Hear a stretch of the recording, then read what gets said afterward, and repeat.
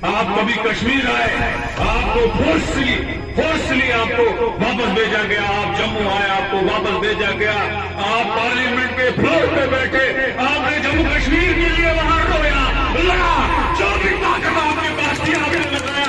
लेकिन कोई जम्मू कश्मीर का लीडर जिसने जम्मू कश्मीर के लिए लड़ा, आज भी आपकी पार्लियामेंट की तकरीरें ये लोग देखते हैं किस तरह से आपने हमारे जम्मू कश्मीर की नुमाइंदगी वहां पे की। लेकिन जब से आप पार्लियामेंट से निकले हो, तब से किसी ने पार्लियामेंट के अंदर बात तक नहीं। अरे मेरे भाइयों, ये जो नक्सलिस्ट वाले हैं, ये बीजेपी वाले हैं, ये ऑलरेडी बीजेपी के साथ मिले। आज महबूबा मुफ्ती आती है, अब तालिबान को भी वो ढूंढ रही है, अब आजादी को भी वो ढूंढ रही है।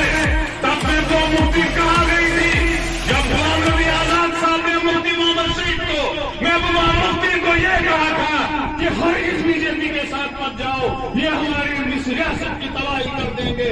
तब इन्होंने नहीं माना, तब बीजेपी वालों से इलेक्शन के जान लिए, तब बीजेपी वालों से इलेक्शन फंड लिया और उनके साथ हुकूमत बनाई। आज रो रहे हैं कि आपकी हुकूमत, हमको 370 चाहिए, आजादी चाहिए, तालिबान चाहिए, दूसरी चीजें चाहिए। ये मगरमच्छ के आंसू, ये दोनों जमातें झूठी बहा रही है, ये पूरा बीजेपी के साथ मिलेगी। 1947 से लेके आज तक एक जमात पे जो न कभी बीजेपी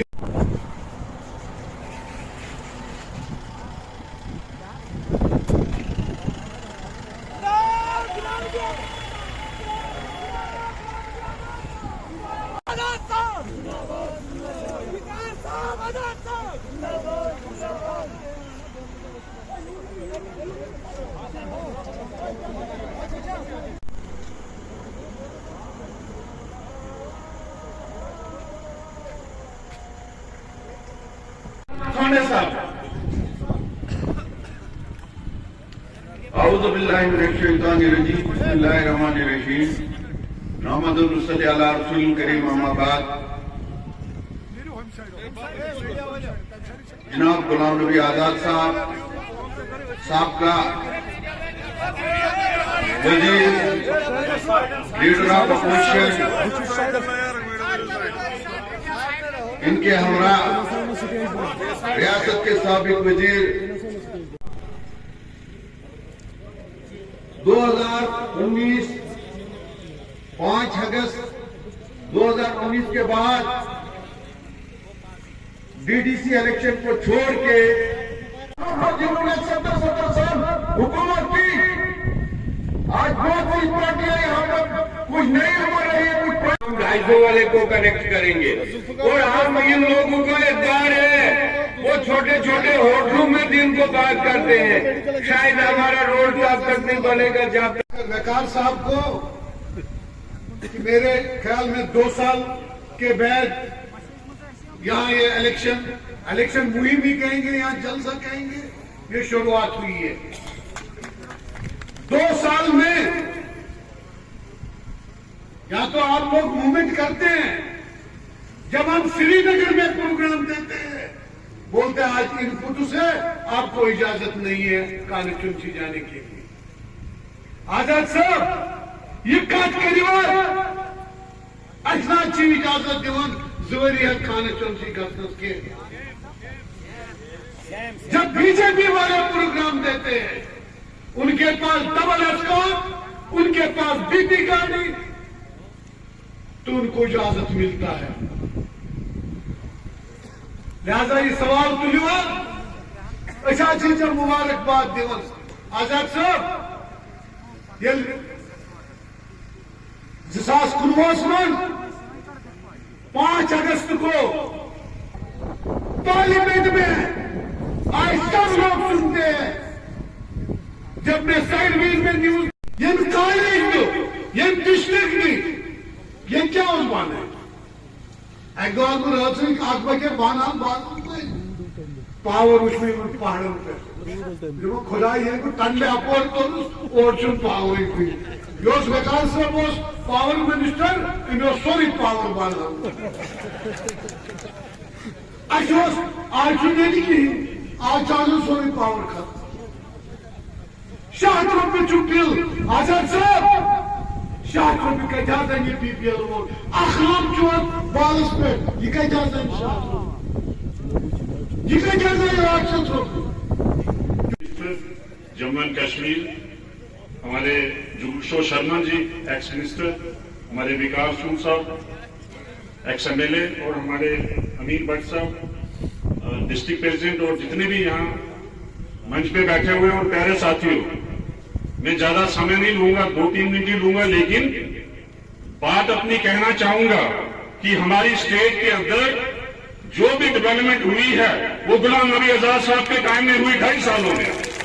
उसके बाद जो है अभी तक कोई भी डेवलपमेंट नहीं हो पाई है। जहां तक रोड बने थे आजाद साहब के टाइम के, चाहे वो रामबन हो, चाहे वो डोडा हो, चाहे वो बनाल हो, चाहे जम्मू एंड कश्मीर पूरी स्टेट पाए।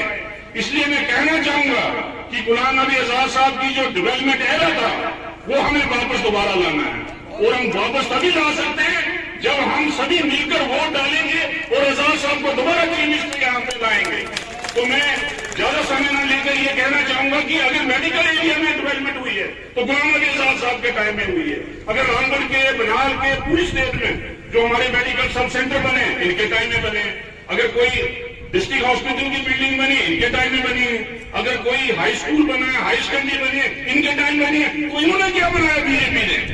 इन्होंने कुछ नहीं बनाया। इन्होंने हमारी लड़ाई लगवाई है और हमारे जो गरीब लोग हैं, जो अनएम्प्लॉयमेंट हमने कर दिया है, जो हमारे छीन लिए। तो मैं कहना चाहूंगा, आपसे यही संदेश देना चाहूंगा कि हमें गुलाम नबी आजाद साहब को दोबारा चीफ मिनिस्टर यहाँ लाएंगे, तभी जाके हम लोग बच सकते हैं। नहीं तो इन लोगों के हाथों में हम कुर्बान हो जाएंगे सभी, और हमारा आने वाली पीढ़ी जो है तबाह बर्बाद हो जाएगी। शुक्रिया, जय हिंद, जय भारत। गुलाम नबी आजाद साहब,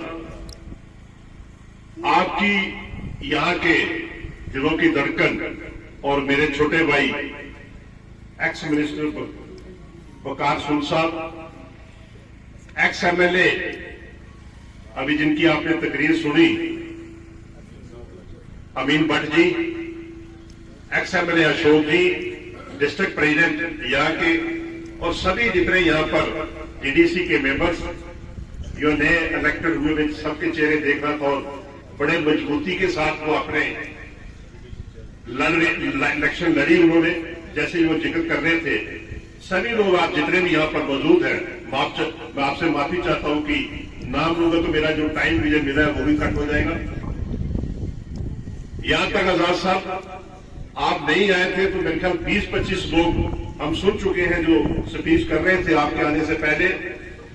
हर आदमी जब आप नहीं आए थे तो जो भी स्पीच कर रहा था वो आपकी डेवलपमेंट का जिक्र कर रहा था, वो आपके जो समय था आपका 2002 से लेकर 2008 तक, उसमें जो 3 साल का समय था उसका जिक्र कर रहा था कि वो एक समय था, सुनहरी समय था डेवलपमेंट के लिए, बेरोजगार की हमदर्दी के लिए, जबकि उनको रोजगार मिलता था।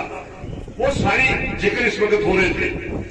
और मैं खासकर आपको बताना चाहता हूं आजाद साहब, इनकी बातें इतनी गहराई में थी कि वो आज आपको ढूंढ रहे थे कि कब वो भगत दोबारा आए और यहाँ की डेवलपमेंट शुरू हो। वो सब जितने भी चाहे, जितने भी DDC मेंबर या सरपंच पंच और यहाँ के जो लोग बोले, एक एक वो आपको याद कर रहे थे।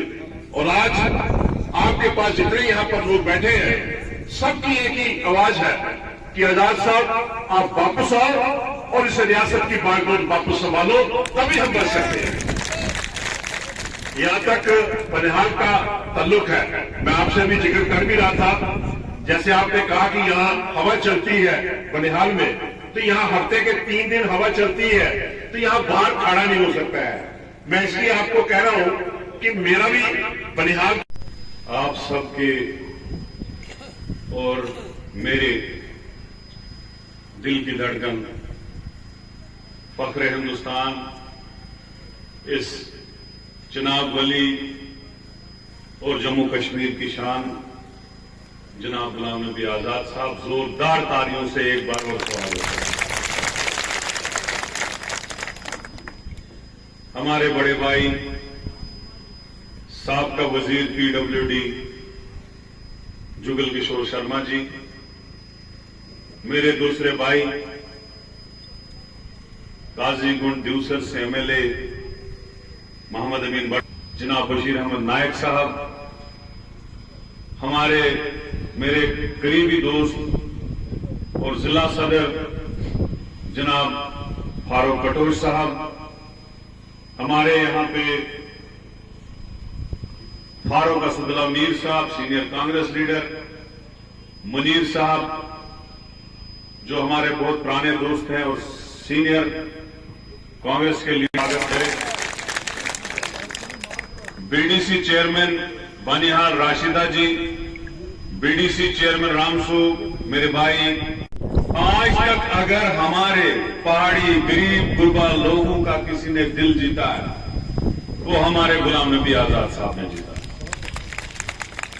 क्योंकि हमने हमेशा चुनाव वैली से दूसरी जगहों से नेशनल कॉन्फ्रेंस को सीट दी, हमेशा हवाला कर, लेकिन 50 साल हम रोते रहे कि हमें कॉलेज दे दो। जैसे खांडे साहब ने कहा कि ये ब्लॉक प्रेसिडेंट थे नेशनल कॉन्फ्रेंस के, इनको अरेस्ट किया गया, जेल में रखा गया 15 दिन, लेकिन फारूक साहब को टस से मास नहीं हुआ, उसने यहां कॉलेज नहीं दिया उसको। लेकिन हमारे गुलाम नबी आजाद साहब हैं जिन्होंने डिग्री कॉलेज भी दिया, जिन्होंने आईटीआई कॉलेज भी दिया, जिन्होंने डाइट कॉलेज भी दिया, जिन्होंने रामन को कॉलेज भी दिया, जिन्होंने दूल को कॉलेज भी दिया, और जिन्होंने पॉलिटेक्निक कॉलेज जो जब मैं मिनिस्टर था तब दिया, रामन में, और नर्सिंग कॉलेज भी दिया। इससे ज्यादा और क्या दे सकते हैं। उसके बाद आज डिस्ट्रिक्ट आप देखो रामन में, आज अगर कोई भी महकमा वहां आया है, अगर डिस्ट्रिक्ट अस्पताल बना वो डिस्ट्रिक्ट की वजह से बना। अगर आज एसएसपी की पोस्ट वहां पे, वो सारे कार्य डिस्ट्रिक्ट की वजह से आए। हमारे लोगों को आजाद साहब रोटियां ठेले में लेनी पड़ती थी, डोडा जाते जाते पता नहीं कितनों की जानें जाया हो गई एक मामूली सी सिगरेट सब्जेक्ट के लिए। और हमें जो आजादी आपने दी रामन में डिस्ट्रिक्ट देके, वो एक बहुत बड़ा कारनामा है हमारी आजादी। उस दिन बहुत बड़ी आजादी मिली। आज सड़कें, आज बानाल से मंगित रोड, जिससे आज हमारे लोग वहां से आए, 17 करोड़ रुपए उसमें लगे, वो आपकी देन। आज यहां अगर मुझ जैसे एक नाचीज को आपने हाथों पर रखा, मुझे याद है जब मेरे वालिद की वफात थी, जो आपके एक खास वर्कर थे, आपके खास दोस्त जिनकी वफात हुई, उनकी वफात पे आप आए थे 1999 में, तब मेरी उम्र 12 साल की, और उस वक्त वफात हुई थी वालिद की, तब आपने अपना हाथ मेरे सर पे रखा था। और 2008 के बाद जब मैं 5 में चेयरमैन बना, 8 में एमएलए बना, वो आपकी शफकत थी, आपकी मोहब्बत थी, जो आपने हमें सहारा दिया। और आज ये जमे गफीर सामने खड़ा है, इनके लिए हम रात दिन खड़े रहे। आज बानहाल में 2 सब डिस्ट्रिक्ट बने, आज बानहाल में 4 तहसीलें बनी, आज बानहाल में 4 ब्लॉक बने, आज बानहाल में नायबते बनी, आज बानहाल में सड़कें बनी, सैकड़ों की तादाद में पुल बने, कम से कम 400 तो हमने स्टील ब्रिज बनाए हैं बानहाल में, सड़कों के जाल बिछाए हैं, डिस्पेंसरियां दी, प्राइमरी स्कूल दिए, मिडिल स्कूल दिए, हायर सेकेंडरियां दी। तो ये सारा कुछ आपकी वजह से, अगर यहाँ डेवलपमेंट हो रही है, ये सारा काम आपकी वजह से। अगर बड़े काम यहाँ पे हुए, अगर नेशनल हाईवे बना, अगर ये टनल बना जो आज बोल रहे हैं नरेंद्र भाई मोदी जी का, अरे ये गुलाम नबी आजाद साहब ने और सीपी जोशी साहब ने इसका स्टून 2010 में रखा, संगे बुनियाद 2010 में रखा। उसके बाद तो इस टनल को बनाना ही था, पैसे तो दे नहीं थे, ऑनगोइंग प्रोजेक्ट था। कोई भी हुकूमत किसी भी ऑनगोइंग प्रोजेक्ट को बंद नहीं कर सकती। आज कोई इसका क्रेडिट नहीं ले सकता। आज यहां पे ट्रेन बानहाल आती है, आप ही ने इस ट्रेन की इनॉग्रेशन की थी मैडम सोनिया गांधी और प्राइम मिनिस्टर मनमोहन सिंह के साथ, जब यहां लोगों ने 15-20 हजार लोगों ने आपका स्वागत यहां पे किया। 5 अगस्त 2019 को जिस तरीके से स्टेट को 2 हिस्से किए गए, एक वो स्टेट जो बादशाह का एक मुल्क हुआ करता था, एक वो स्टेट जब अटॉनमी यहां हुआ करता था, एक वो स्टेट जब यहां 370 और 35 ये हुआ करता था, उस स्टेट को एक मामूली सी यूटी बनाई गई और हम लोगों को जेलों में डाला गया। खांडे साहब उधमपुर जेल में रहा। मुझे 3 महीने जम्मू के एक छोटे से मकान में बाहर निकलने नहीं दिया। 15-20 लोगों की सीआरपी का पूरा कैंप बाहर लगा दिया गया और उस वक्त आपकी जात आप लड़ते रहे। आप कभी कश्मीर आए, आपको फोर्सली आपको वापस भेजा गया। आप जम्मू आए, आपको वापस भेजा गया। आप पार्लियामेंट के फ्लोर पे बैठे, आपने जम्मू कश्मीर के लिए वहां रोया, लड़ा, जो भी ताकत आपके पास थी आपने लगाया, लेकिन कोई जम्मू कश्मीर का लीडर, कोई जम्मू कश्मीर का लीडर बाहर नहीं निकला। किसी ने वो गुलाम नबी आजाद की जात जिसने जम्मू कश्मीर के लिए लड़ा। आज भी आपकी पार्लियामेंट की तकरीरें ये लोग देखते हैं किस तरह से आपने हमारे जम्मू कश्मीर की नुमाइंदगी वहां पे की। लेकिन जब से आप पार्लियामेंट से निकले हो तब से किसी ने पार्लियामेंट के अंदर बात तक नहीं की। अरे मेरे भाइयों, ये जो कांग्रेस वाले हैं, ये पीडीपी वाले हैं, ये हर बीजेपी के साथ मिले। ठीक, आज महबूबा मुफ्ती आती है, अब तालिबान को भी वो ढूंढ रही है, अब आजादी को भी वो ढूंढ रही है। तब महबूबा मुफ्ती कहां गई थी जब गुलाम नबी आजाद साहब ने मुफ्ती मोहम्मद सईद को, महबूबा मुफ्ती को यह कहा था कि हर इस बीजेपी के साथ मत जाओ, ये हमारी इस रियासत की तबाही कर देंगे।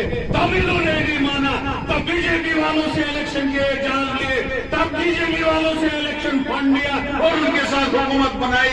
आज रो रहे हैं कि अपनी हुकूमत, हमको 370 चाहिए, आजादी चाहिए, तालिबान चाहिए, दूसरी चीजें चाहिए। ये मगरमच्छ के आंसू, ये दोनों जमातें झूठी बहा रही है, ये पूरा बीजेपी के साथ मिले। 1947 से लेके आज तक एक जमात है जो न कभी बीजेपी से मिली है, वो कांग्रेस जमात है, न मिलेगी। कौन सा मिलेगा? ये सारे लोग, फारूक अब्दुल्ला भी बीजेपी के साथ अलायंस में रहा, उमर अब्दुल्ला साहब बीजेपी का मिनिस्टर था उनकी गवर्नमेंट में। ये आपको झूठ बोल रहे हैं बीजेपी, लेकिन कांग्रेस कभी इनके साथ नहीं थी। इसलिए हम सब लोगों को इकट्ठा होना पड़ेगा। चिनाब वैली के लोगों, रजौरी पुंछ के लोगों को, कश्मीर के लोगों को, जम्मू के लोगों को, क्योंकि अगर तरक्की का दौर तीनों खितों में देखा गया, वो गुलाम नबी आजाद साहब के वक्त में देखा गया, बाकी हमने किसी के वक्त में नहीं देखा। हमने हुकूमत छोड़ी। आज ये लोग बोल रहे तरक्की का दौर आया, खुशहाली का दौर आया, इंडस्ट्रीज लगी, एम्प्लॉयमेंट मिली, नौकरियां लगी। कहां है? कौन सी चीज यहां? जो मैंने जहां पुल रखा था वो वही का वही है, जो सड़क मैंने बनाई थी वो वही की वही है, जो नलका मैंने लगाया था वो वही का वही है, जो हायर सेकेंडरी हमने दी वो वही का वही है। बोलो कौन सी नई हायर सेकेंडरी लगी, कौन सा नया नलका लगा, कौन सा नया ट्रांसफार्मर लगा, कौन सी नई बिजली लगी, कौन सा नया पुल लगा, कौन सी नई सड़क बनी? जो काम हमने किए थे वही। तब से 4 साल हो गए, ये लोग बेवकूफ बना रहे। इसलिए आज इनकलाब बलहाल सी धरती से शुरू हुआ है। आज आजाद साहब ने यहां से बेड़ा उठाया है। इंशाअल्लाह रहमान इस बेड़े को हम पाए तकमील तक उठाएंगे। आइंदा आने वाले दिनों में आजाद साहब की क़यादत में 50 सीटें कांग्रेस जीतेगी और आजाद साहब की वोट करेगी।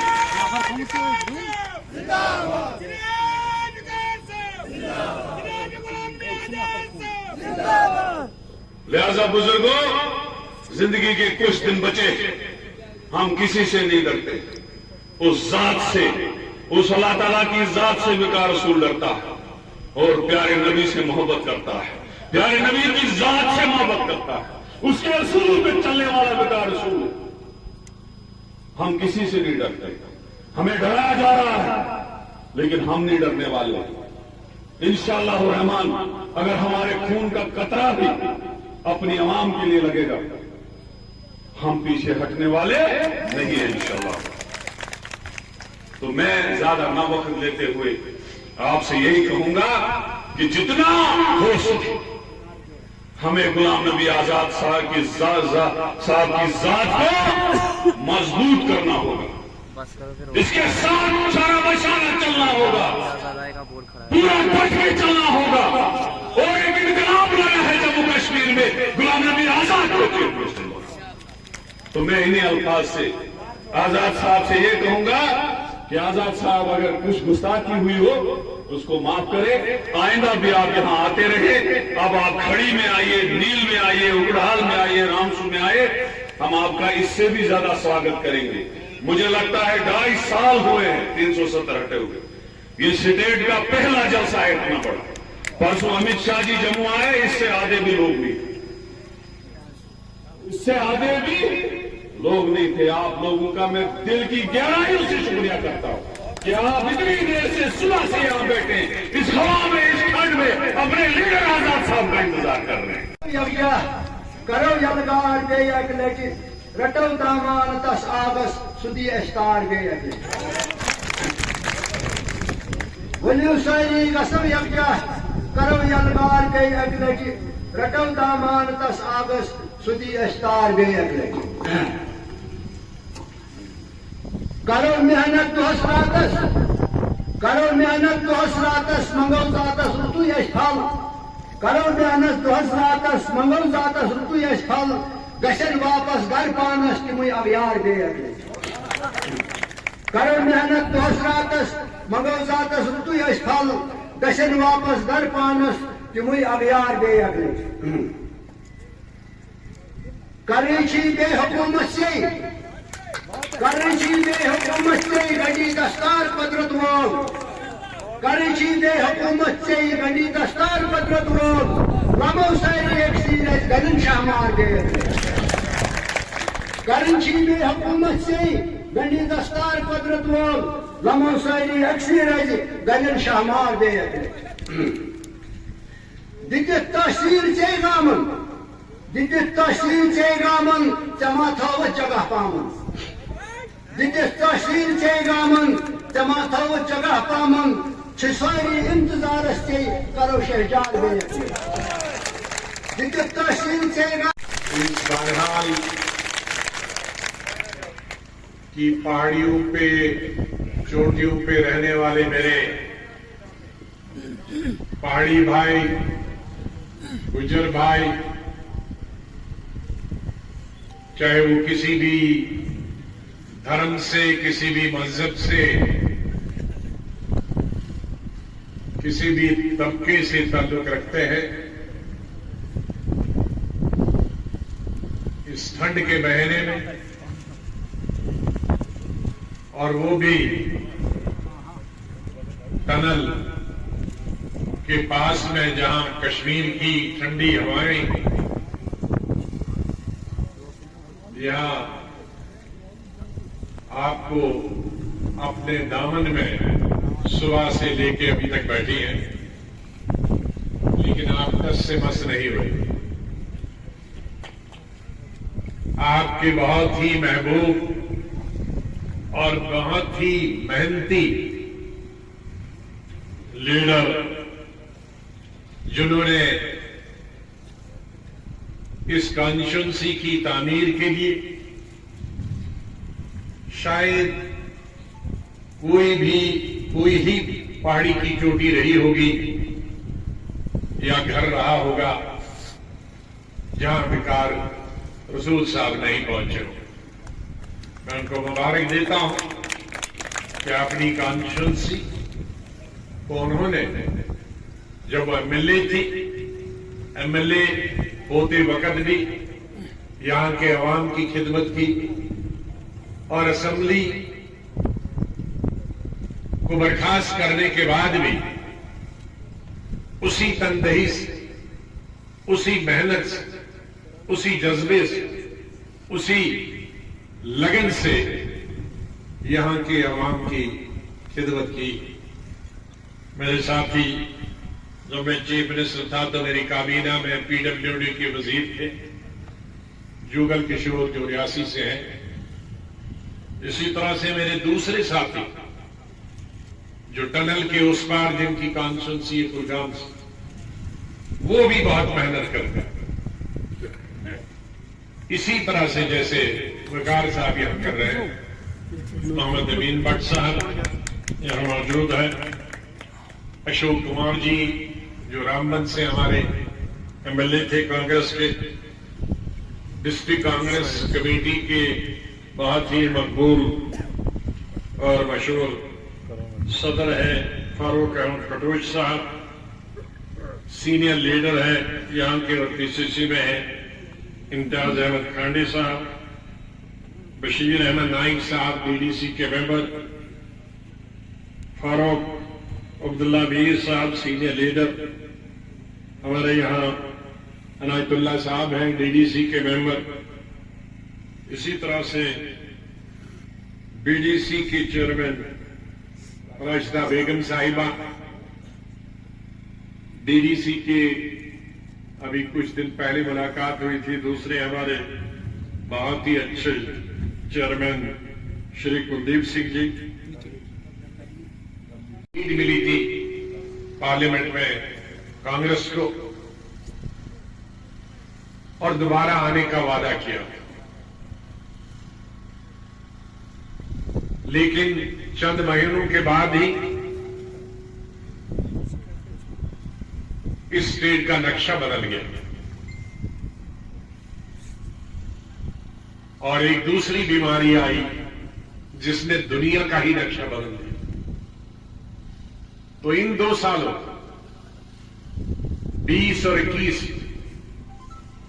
और 19 के आधे से जो 2 बहुत बड़ी चीजें हुई, वो है कोविड की बीमारी जिसमें लाखों जान, और दुनिया की सबसे बड़ी जो ताकतवर ताकतें थी ममालिक, अमेरिका जैसे, चीन जैसे, रूस जैसे, यूरोप जैसे, बर्तानिया जैसे, वो जर्मनी जैसे, वो भी इस बीमारी से नहीं बच पाए। मुझे उम्मीद है कि आप में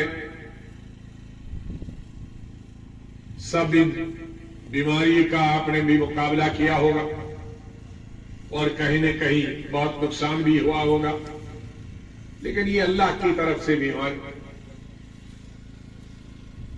ये शायद अल्लाह ने हमें तौबा करने का मौका भी दिया और एक नसीहत भी। जम्मू कश्मीर के साथ ऐसी नाइंसाफी कर सकता, हिंदुस्तान में जितनी अभी रियासतें हैं, सूबे हैं, इनमें सबसे पुरानी रियासत आज 175 साल हुए और आज के दिन तक रियासत होती तो 175 साल होते हमारी रियासत। उम्र 101 साल 1840 में जम्मू कश्मीर के यहां भी पहले छोटे छोटे सूबे थे, जिन्हें अलग था, भद्रवा अलग था, उससे वहां पुंछ की अलग रियासत थी, यहां भी कश्मीर में अलग अलग, लेकिन 1840 में ये रियासत बनी जम्मू कश्मीर लद्दाख।